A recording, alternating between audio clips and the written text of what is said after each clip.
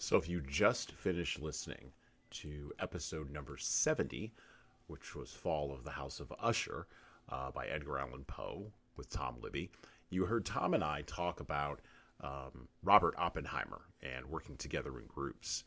Well, we took a little opportunity to record a separate bonus feature, not attached to episode number 70. And it's kind of our review of Oppenheimer by Christopher Nolan. That movie came out in July, specifically July 21st of 2023. And so by the time you listen to this, it will already have been out. So there aren't any massive spoilers revealed. But I would encourage you to go and research Robert Oppenheimer and take a look at the book American Prometheus, upon which the movie Oppenheimer, directed by Christopher Nolan, is actually based. All right, take a listen to this review and conversation that I'm having with Tom Libby, and enjoy the rest of your day. Thanks. So we got to talk about Oppenheimer. We got to talk about that freaking movie. So you mentioned this at the end. Okay, so you mentioned this at the end. No, this is a good spot. So, okay. Robert Oppenheimer goes to Los Alamos, puts together this group of scientists. This is explored in the movie Oppenheimer by Christopher Nolan, which is out right now. Everybody should go see it. I thought the movie was amazing. Tom has also seen it. And while this is not, normally we don't cover movies because that would be a whole other kind of thing altogether. And by the way, I might actually do a movie podcast at some point. I'm being pushed to do that by other people who know me. But I wanted to do a little bonus on this because I think this relates to some of the things we were talking about here, just with the Fall of the House of Usher and some other things we've been talking about just long-term on the podcast. But this idea of not working alone, I think Nolan did an excellent job of exploring that in the movie, how he collected all the scientists and got everybody together. Yeah.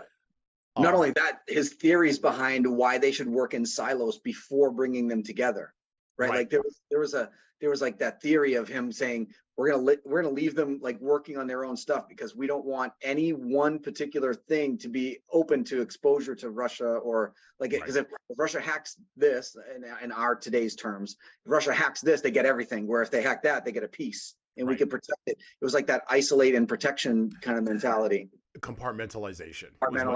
Yeah. Compartmentalizing. A couple of things jumped out to me, and I'm a huge Christopher Nolan fan. I'm a huge fan of his movies. I don't mind admitting that right up front. I thought that, so, one of the things, and we talked a little bit about this before we decided to talk about this on the podcast, but you mentioned that like it was a little dry, right? Yeah. Explain to the listeners what you mean by that, without giving away any particular details, but explain what you mean by that. Well, it was not dry. Well, I was thinking more of like Cillian Murphy's interpretation of him, right? Not necessarily Oppenheimer himself, because I didn't know the man, right? I mean, let's face it, I can't call him dry. But the way I felt like, because I thought, first of all, if Cillian Murphy is not nominated for an Academy Award for this, I mean, that's just an atrocity, just to let you know. I think he was amazing. He was fantastic. And I think for a guy like him with his range of acting to stay that like stoic and dry the whole time, that's just talent, right? He's talented. He's very talented. I like him a lot. I think he did a really good job. But by dry, like there was never like, even when he tried to like, you saw the movie, right? Even when he tried to joke or go outside of his character, it was almost like a whiplash effect. It was like right back. Like he'd be like, oh, so is that like a communist glass of wine? I mean, Communist Party is like, you know what I mean? He was very like, he was very like, the stoic is probably the best word, the best alternate word I can use other than dry. Like, but it was just very matter of fact. Like his portrayal of him was very rigid and matter of fact. It was not loosely. I mean, my point, it was not loosely based on Oppenheimer. I mean, he did his research. Mm-hmm. It was very dry. There was no question on what he used for his. That guy must have read everything about Oppenheimer in order to do that character.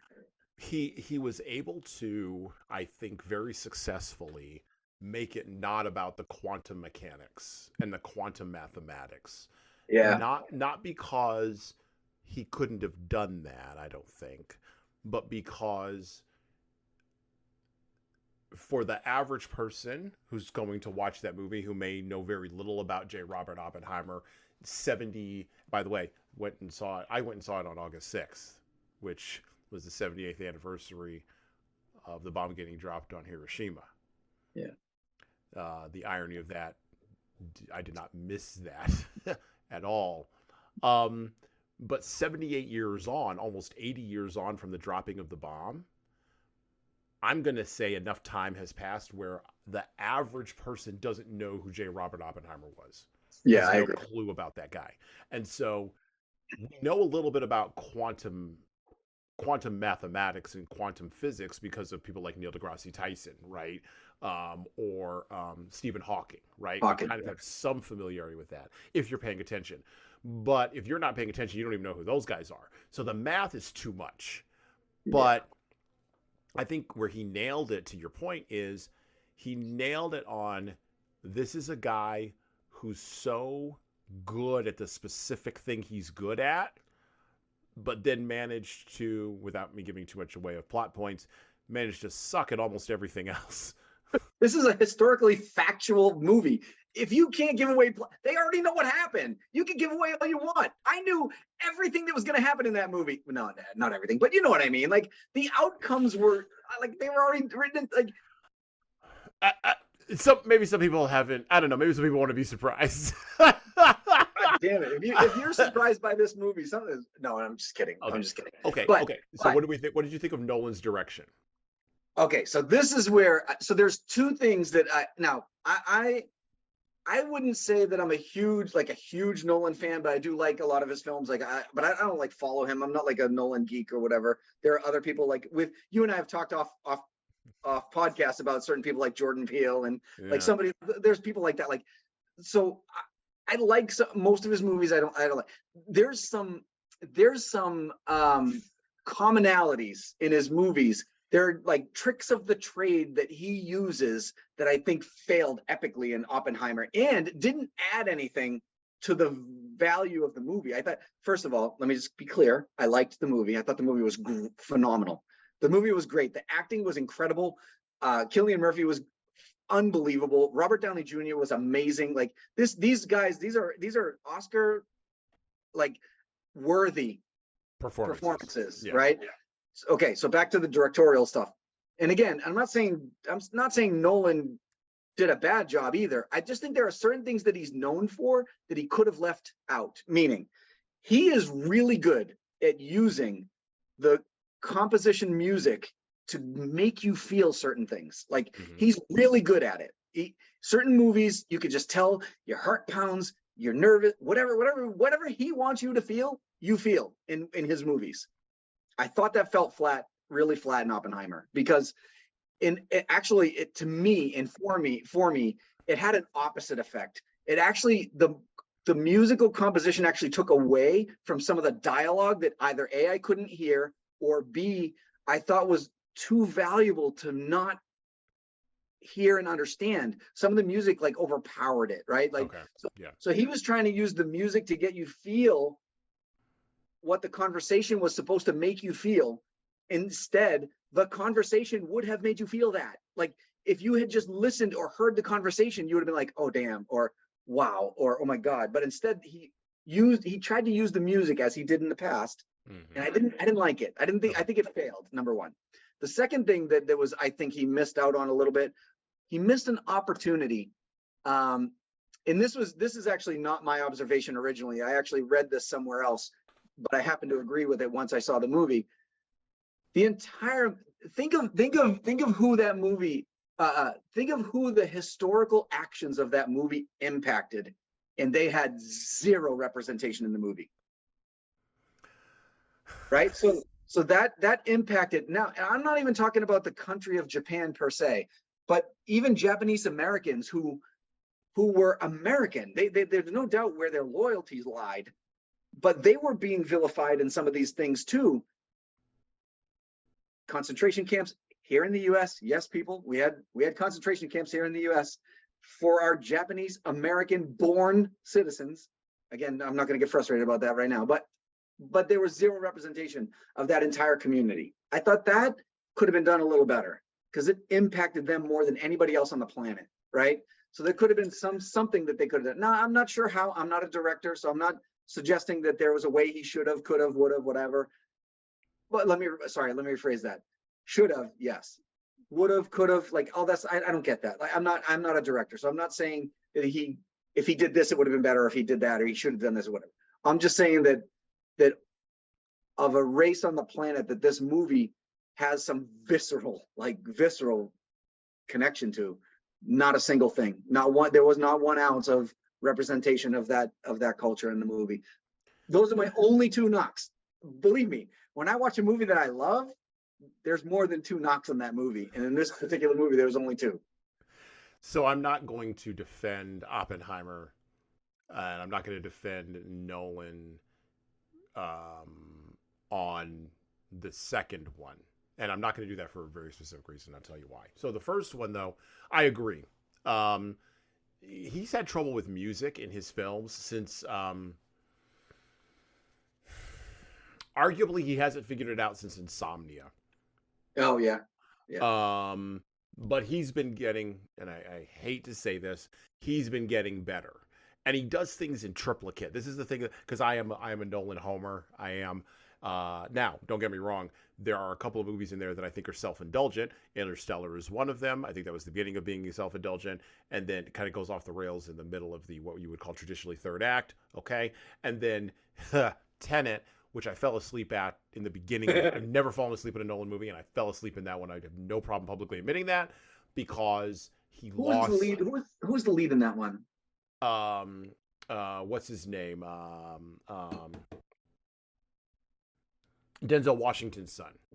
Oh yeah. I can't remember his name either, but yes, can't remember that actor's name. And he's fine as an actor. It wasn't him. It was the writing that was self-indulgent. Like he was trying to do too many things in the first act, and I just lost interest. And I was like, dude, we're done. I'm out of here. My daughter tells me that I need to go back and watch it when I'm not so tired at night. I'm like, well, I don't think it's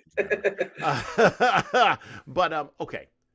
So I'm not going to defend Nolan. I'm going to say I agree. The music pieces he hasn't, because he gets so caught up in the dialogue and the act structure and the thing that he gets caught up in all this, but he's learning. And I think over the course of time that will eventually get better. Or maybe that's one of those quirks that he's decided he's going to fully embrace, and we all. And that'll just be him, right? That'll just be him. Yeah.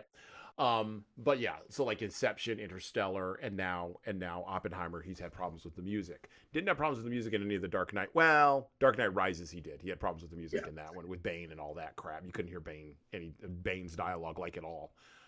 Okay, so I agree with you about that, about the music. Now the second point about Japanese American and Japanese representation vis-a-vis the bomb being dropped and vis-a-vis the Roosevelt administration's policies towards the Japanese Americans and towards internment and concentration camps and things like that. I will say this. I think that would have been really hard to link to Robert Oppenheimer. Not because he probably wasn't aware of it. He probably was. But because the story they're trying to tell is the story of him. And so think about, this is my only thought here. Think about how a human being like that, who's, again, so smart about one thing and yet sucks at everything else. Matter of fact, the guy who plays Edwin Teller, the guy who came with the hydrogen bomb, tells him in one of the scenes in the movie, he's like, you're now political. Like, you're a political sphinx. You don't do real physics anymore. You're this political animal. Yeah. Basically telling him that he doesn't respect him, which later on that has reverberating effects between him and Edward Teller. Let's put it this way. No spoiler here. They're not friends. But I think Oppenheimer was so. He's one of those very, very smart guys, and you've run into these guys who are just so hyper smart. They're just disconnected from humanity, except when it serves them. And we see that, by the way, in other elements in the film with how he deals with his wife, how he deals with his paramours, mistress, and all these, and then of course how he deals with the constant and never-ending drumbeat of communism around him, which is a whole other thing, right? Which I'm not even going to get into all that because that's way too complicated for the very few minutes that we're taking to talk about this. So I agree there probably could have been more of that in there. I think it would have been really hard at a tactical level to put that in. I don't think so, only because I'm not suggesting it needed to be in the whole movie either, right? I'm just saying that there should have been some representation of it. When he had the conversation, the Secretary of Defense specifically asked him about the cities in Japan. Oh, yeah. Okay. There was an opportunity there that could have been very easy to weed something in about the people. So there was probably at least one other scenario that I could have thought of when they were thinking about the location. There was a reference very, very, very quickly about a location that if most people don't know their U.S. history, they would have known that it was an original internment camp that got closed down, and they were going to think about taking it. You probably wouldn't have caught it. Most people probably wouldn't have caught this. But I'm sitting there thinking to myself, they could have used that. They could have used that as a very good opening for them to at least bring the people in that had this. I mean, talk about profound impact, right? On a course history changing, event that only happens once every millennia or less. Like, I mean, this actually it might not ever happen again. Well, we don't know that, but you know what I'm saying. Like but it's like I just thought he missed an opportunity. He could have taken an opportunity to really again, to your point exactly, which was most people today, again, my kids and their friends' age groups have no idea. They know what they read in history books and they know what they see in the movies. They understand that, and they can do some Google searches. Sure. How many of them are actually going to Google search it? Not enough. Not enough of them are going to learn about World War II and the bomb, right? Like, no, they don't really understand the impact this thing had. Because the other thing, and again, another way they could have kind of spun this into a way to bring up this race of people was Oppenheimer had mixed emotions about actually dropping it. Building it was important. Using it was not for him. If you think about the movie, like his concept of all we have to do is show them that we have it and it'll scare them off from using, like, which is basically the beginning of the Cold War. It was exactly what happened with Russia that he was trying to avoid. Oh, no, sorry. He was trying to invoke that ahead of time so that we didn't have to drop the bomb, but we had showcased it. Everybody knows the power of it. And I'm not saying that he would have succeeded. I'm not saying that dropping the bomb, I'm not saying not dropping the bomb would have worked. I'm not saying that. I'm not arguing the case of like the changing history. I'm saying that when he was trying to make a play at just building it is enough. Like that could have been an opportunity as well to bring in the people. There's one thing he said throughout the entire film, and I think he was convincing himself of it. And again, these are not words I don't think that Oppenheimer ever actually said.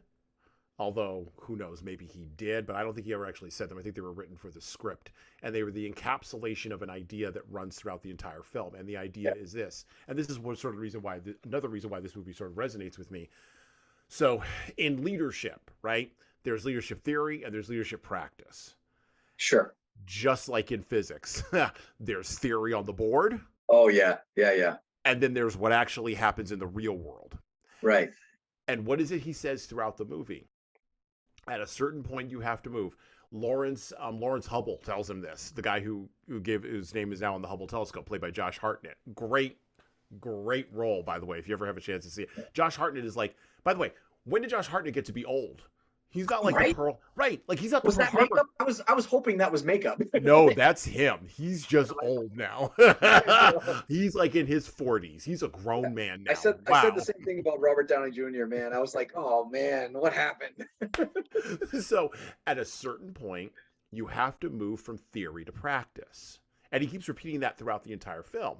And there's the moment when they're almost there on the bomb. They haven't tested it. And, the physicists are talking about the theory in the room. And of course, there's intimations that they might have leftist communist leanings or whatever. And that's what it's all tied into.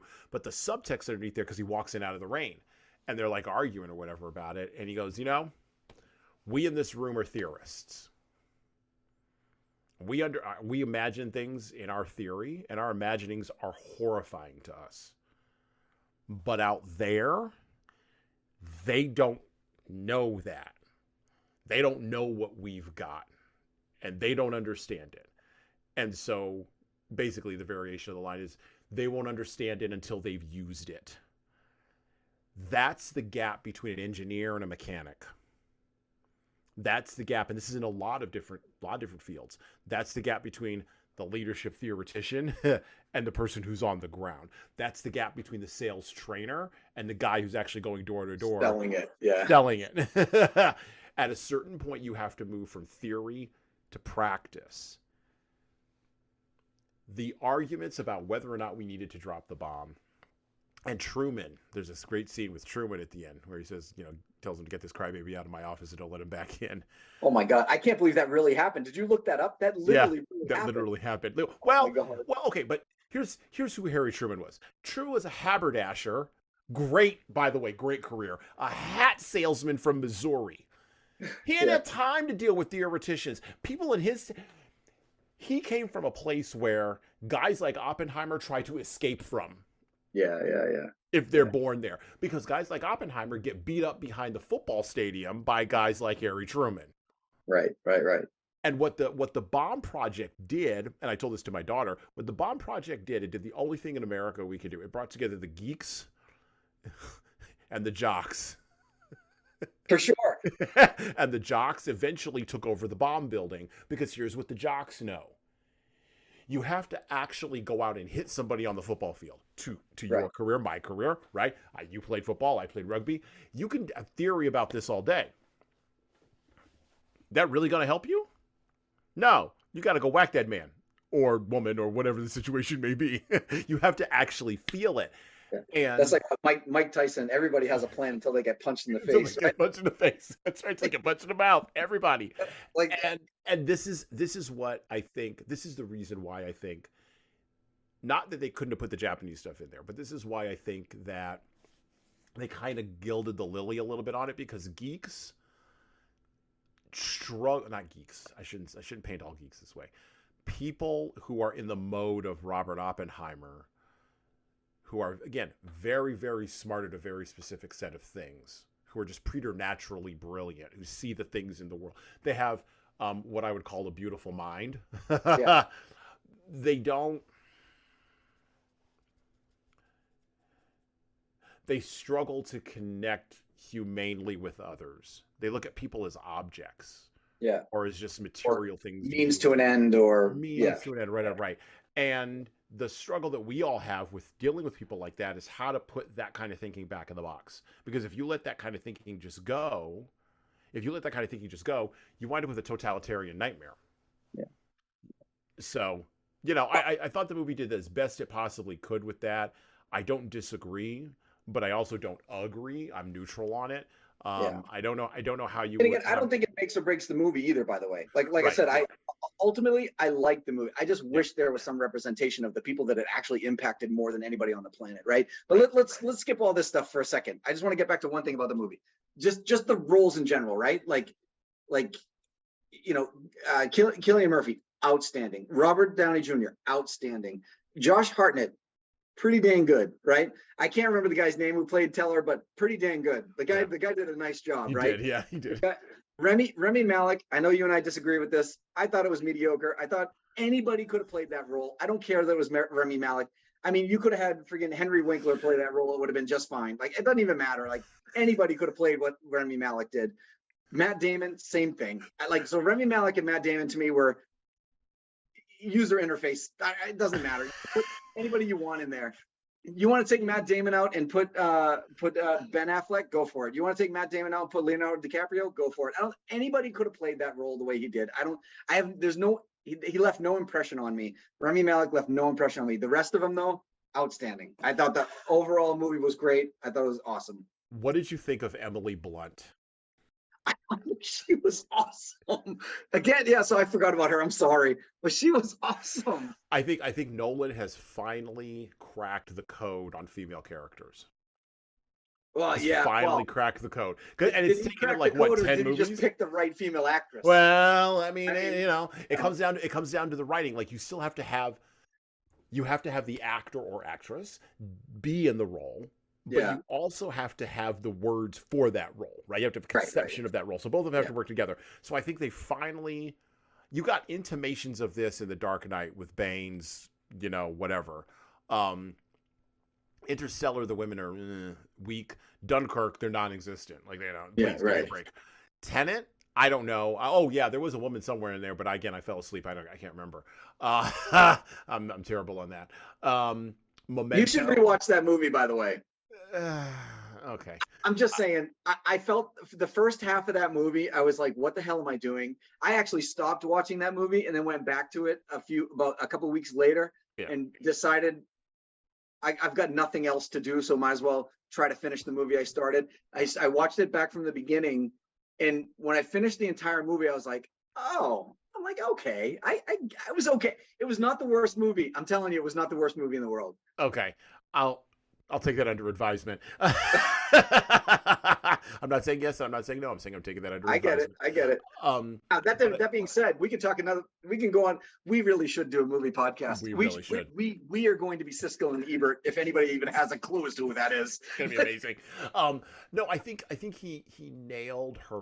He nailed a female, how to structure a female character in a world that is male centric. Because Christopher Nolan, and this is the gigantic knock against him, he is a male-centric director and writer. He understands dudes, and he looks at the world through a patriarchal, some would say misogynistic, I don't agree with that, but patriarchal lens.